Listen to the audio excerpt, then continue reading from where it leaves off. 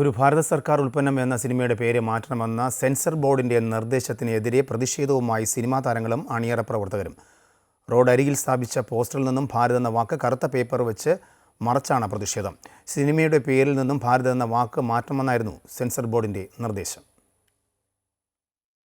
ഒരു ഭാരത സർക്കാർ ഉൽപ്പന്നമെന്ന സിനിമയുടെ പേരിൽ നിന്ന് ഭാരത് എന്ന വാക്ക് മാറ്റി ഒരു സർക്കാർ ഉൽപ്പന്നമെന്ന് ആക്കണമെന്ന സെൻസർ ബോർഡിന്റെ നിർദ്ദേശത്തിന് എതിരെയാണ് സിനിമയിൽ അഭിനയിച്ച താരങ്ങളും അണിയറ പ്രവർത്തകരും പ്രതിഷേധവുമായി രംഗത്ത് വന്നത്.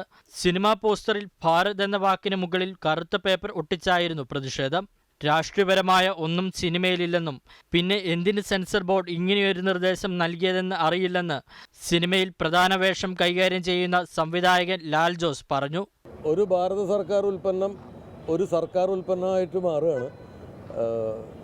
ഇതൊരു വിചിത്രമായ ഒരു സിറ്റുവേഷനാണ്. കാരണം ഒരു ഫാമിലി എൻ്റർടൈനർ, ഒരു ഫൺ ഫിലിം, ഒരു രാഷ്ട്രീയ പാർട്ടികളെക്കുറിച്ചും ഒന്നും പറയുന്നില്ല, ഒരു രാഷ്ട്രീയ ചർച്ചകളും ഇല്ലാത്ത ഒരു സിനിമ,